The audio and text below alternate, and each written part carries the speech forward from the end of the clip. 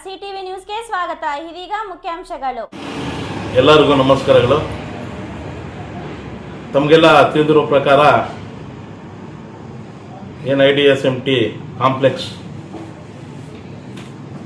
ಅದರ ಬಾಡಿಗೆಗಳು ಸುಮಾರು ಬ್ಯಾಲೆನ್ಸ್ ಇದೆ ಅಂತ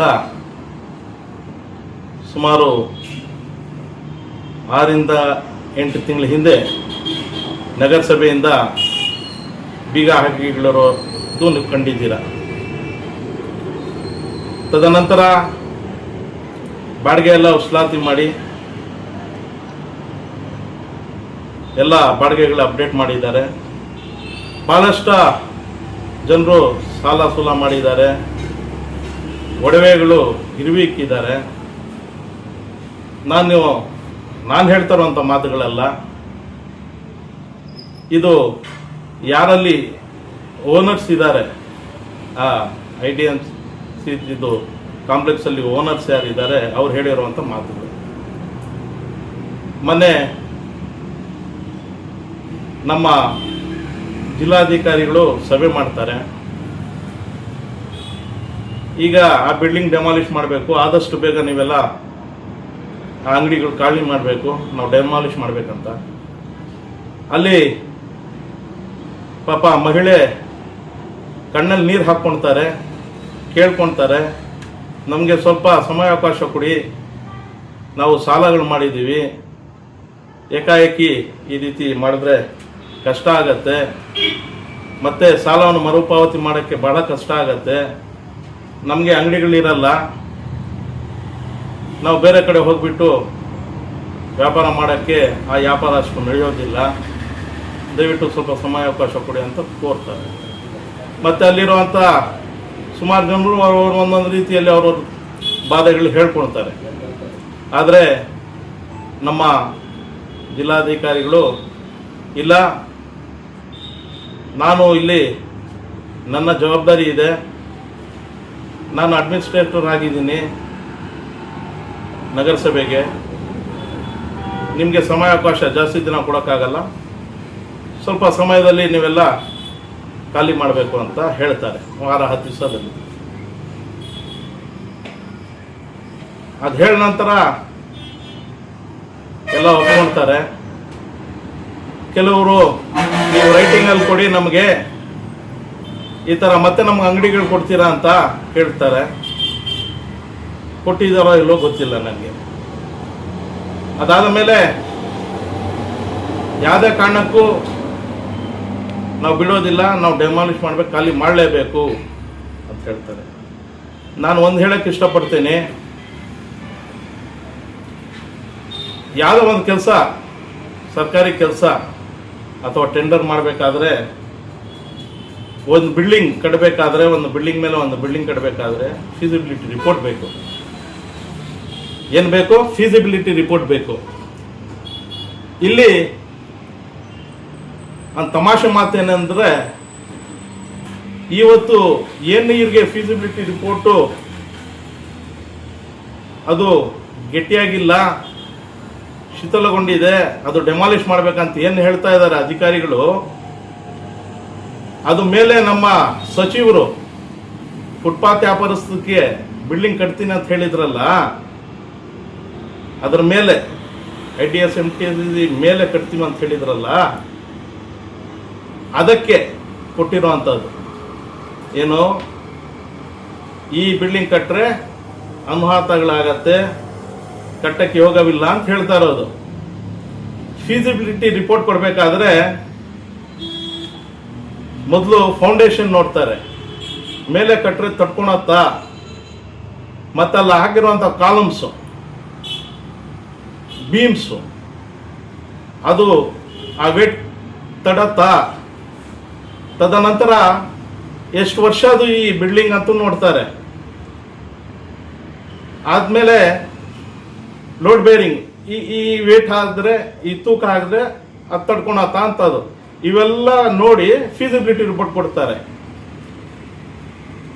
ಈ ಏನು ಸುಮಾರು ಸತಿ ನಮ್ಮ ಸಚಿವರು ಹೇಳಿದ್ದಾರೆ, ಮೇಲೆ ನಾನು ಕಟ್ತಾ ಇದ್ದೀನಿ, ಫುಟ್ಪಾತ್ ವ್ಯಾಪಾರಸ್ಥರಿಗೆ ಅನುಕೂಲ ಮಾಡಿಕೊಡ್ತೀನಿ ಅಂತ ಹೇಳಿದ್ರಲ್ಲ, ಅದರ ವಿರುದ್ಧವಾಗಿ ನಾನು ಮಾತಾಡಿದ್ದೆ.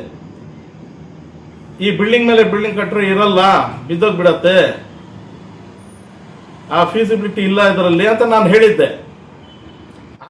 ನಗು ಬರುತ್ತೆ. ಇವರು ಅಡ್ಮಿನಿಸ್ಟ್ರೇಷನ್ ಅಪ್ರೂವ್ ಕೊಟ್ಬಿಡ್ತಾರೆ. ತದನಂತರ ಟೆಂಡರ್ ಮಾಡಕ್ ಹೊರಡ್ತಾರೆ. ಟೆಂಡರ್ ಮುಂಚಿತವಾಗಿನೂ ಫೀಸಿಬಿಲಿಟಿ ರಿಪೋರ್ಟ್ ಇರಲ್ಲ. ಅದು ಅರ್ಹತೆ ಇಲ್ಲ ಕಟ್ಟಕ್ಕೆ, ಬಿದ್ದೋಗ್ಬಿಡತ್ತೆ ಬಿಲ್ಡಿಂಗ್ ಅಂತ ಹೇಳಿದ್ರೆ ಟೆಂಡರ್ ಆಗ್ತಾ ಇರ್ಲಿಲ್ವಲ್ಲ. ಟೆಂಡರ್ ಕೂಡ ಆಗ್ಬಿಡತ್ತೆ ಫೀಸಿಬಿಲಿಟಿ ರಿಪೋರ್ಟ್ ಇಲ್ಲದೆ. ಟೆಂಡರ್ ಆಗಿ ವರ್ಕ್ ಆರ್ಡರ್ ಕೊಟ್ಬಿಡ್ತಾರೆ. ಇದು ಯಾರು ಲೋಪ ಅಂತ ಹೇಳಬೇಕು? ಫೀಸಿಬಿಲಿಟಿ ರಿಪೋರ್ಟ್ ಇಲ್ಲದೆ ವರ್ಕ್ ಆರ್ಡರ್ ಹೇಗೆ ಕೊಡ್ತಾರೆ, ಏನು ಮಾಡ್ತಾರೆ? ನಿಜವಾಗ್ಲೂ ಎಲ್ಲರೂ ಬುದ್ಧಿವಂತರೇ, ಇಲ್ಲಿ ಎಲ್ಲ ವಿದ್ಯಾವಂತರೇ.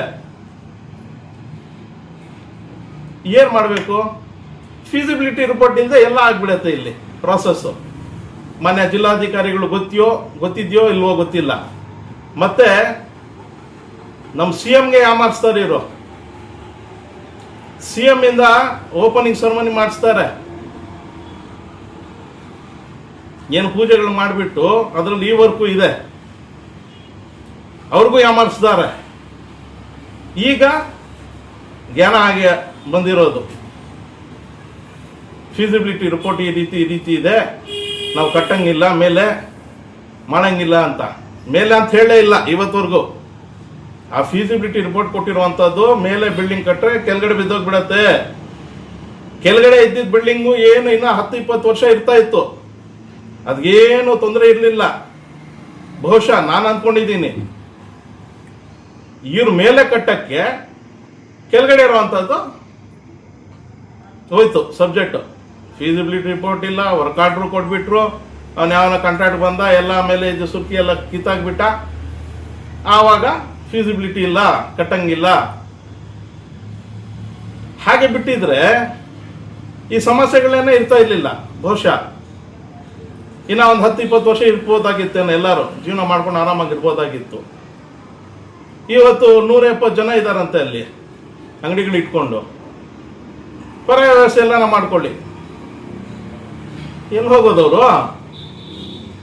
ಏಕಾಏಕಿ ನೀವು ಒಟ್ಟೋಗ್ಬಿಡಿ ಮಾಡ್ಕೊಳ್ಳಿ ಎಲ್ಲ ಅಂತ ಹೇಳಿದ್ರೆ, ಸಾಲ ಕೊಟ್ಟಿರುವಂಥವ್ರು ಇರ್ತಾರೆ, ಸಾಲ ತೊಗೊಂಡಿರೋರು ಅಂತ ಇರ್ತಾರೆ, ರಿಕವರಿ ಆಗ್ಬೇಕಲ್ಲ ಅವೆಲ್ಲ.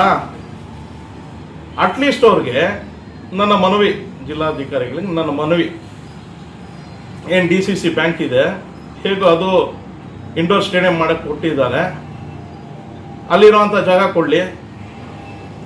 ಹಳೆ ತಾಲೂಕ್ ಪಂಚಾಯತ್ ಆಫೀಸ್ ಇದೆ, ಅದು ಸ್ವಲ್ಪ ಡೆಮಾಲಿಷ್ ಮಾಡಿ ಅಲ್ಲಾದರೂ ಕೊಡಲಿ. ಸೆಂಟರ್ ಆಫ್ ದಿ ಸಿಟಿ ನಡೆಯುತ್ತೆ, ಅಲ್ಲಿ ಜನ ಬರ್ತಾ ಇರ್ತಾರೆ, ಪಬ್ಲಿಕ್ ಫ್ಲೋ ಇದೆ, ಮಾಡ್ಬೋದು ವ್ಯಾಪಾರಗಳು, ಏನೋ ಕಷ್ಟ ಸುಖ ನೋಡ್ಕೋಬೋದು.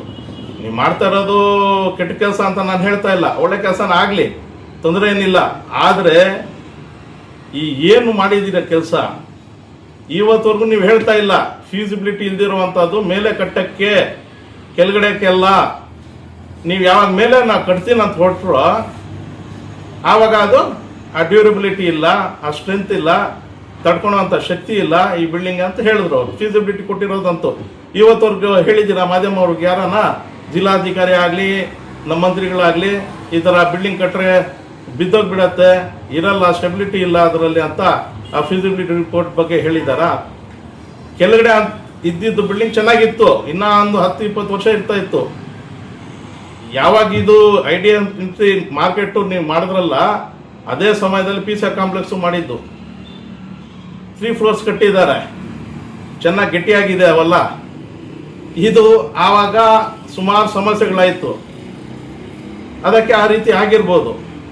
ಸ್ಟ್ರೆಂತ್ ಇದೆ ಅಂತ ನಾನು ಹೇಳ್ತಾ ಇಲ್ಲ. ಅದರಲ್ಲಿ ಫೀಸಿಬಿಲಿಟಿ ರಿಪೋರ್ಟ್ ಕೊಟ್ಟಿದ್ದಾರೆ, ಓಕೆ. ಆ ಫೀಸಿಬಿಲಿಟಿ ರಿಪೋರ್ಟ್ ಕೊಟ್ಟಿರೋದು ಯಾವುದಕ್ಕೆ? ಮೇಲೆ ಕಟ್ಟಿದ್ರೆ ಬಿದ್ದೋಗ್ಬಿಡತ್ತೆ, ತಡ್ಕೊಳುವಂಥ ಶಕ್ತಿ ಇಲ್ಲ, ಡ್ಯೂರಬಿಲಿಟಿ ಇಲ್ಲ, ಸ್ಟೆಬಿಲಿಟಿ ಇಲ್ಲ. ಕೆಳಗಡೆ ಇರೋ ಅಂಗಡಿಗಳು ಕರೆಕ್ಟ್ ಆಗಿತ್ತು, ಇನ್ನ 10-20 ವರ್ಷ ಆರಾಮಾಗಿರ್ಬೋದಾಗಿತ್ತು. ಏನೋ ಮಾಡಕ್ ಹೋಗಿ ಏನೋ ಆಯ್ತು. ಇವತ್ತು ಎಲ್ಲರೂ ಬೀದಿ ಪಾಲು ಹಾಕ್ತಾರೆ ಅಲ್ಲಿರುವಂಥ ಜನರು. ಅಟ್ಲೀಸ್ಟ್ ಮಾನವೀಯತೆ ದೃಷ್ಟಿಯಿಂದ ಅಲ್ಲಿ ಏನಿರೋ ಪರ್ಯಾಯ ವ್ಯವಸ್ಥೆ ಮಾಡ್ಕೊಳ್ಳಿ ಅಂತ ಹೇಳ್ತಾ ಇದ್ದಾರೆ. ಆ ಪರ್ಯಾಯ ವ್ಯವಸ್ಥೆಗೆ ಅಟ್ಲೀಸ್ಟು ಏನು ನಮ್ಮ ತಾಲೂಕ್ ಪಂಚಾಯತ್ ಹಳೇದು ಆಫೀಸ್ ಇದೆ ಕಟ್ಟಡ, ಅಲ್ಲಿ DCC ಬ್ಯಾಂಕ್ ಮುಂದೆ ಹೆಂಗೂ ಖಾಲಿ ಇದೆ ಅವೆಲ್ಲ, ಅಲ್ಲಿ ಕೊಟ್ಟರೆ ಒಳ್ಳೇದಂತ ನನ್ನ ಅಭಿಪ್ರಾಯ. Doctor Rangarao hospital, Gajanana circle, Chintamani. Doctor Rangarao ಅವರು ಸೌತ್ ಇಂಡಿಯಾದಲ್ಲೇ senior most experienced gout registered naturopathy ಡಾಕ್ಟರ್ಗಳಲ್ಲಿ ಒಬ್ಬರಾಗಿದ್ದಾರೆ. ಕೆಮಿಕಲ್ ಔಷಧಿ ಇಲ್ಲದೆ ರಿವರ್ಸಬಲ್ ಡಯಾಬಿಟಿಸ್ ಮತ್ತು BP ಚಿಕಿತ್ಸೆಗಳು ಪ್ರಾರಂಭವಾಗಿವೆ. A to Z ಚರ್ಮ ಮತ್ತು ಮರ್ಮ ವ್ಯಾಧಿಗಳು, ಕೀಲುವಾಯು, ಆಕ್ಸಿಡೆಂಟ್ ರಿಲೇಟಿವ್ ಹಳೆಯ ನೋವುಗಳು, ಬಿಳಿ ಮಚ್ಚೆಗಳು, ಕೂದಲು ಉದುರುವುದು, ಮಡುವೆಗಳು, ಚರ್ಮದಲ್ಲಿನ ಗಡ್ಡೆಗಳಿಗೆ 100% ಪರಿಹಾರ ಸಿಗಲಿದೆ.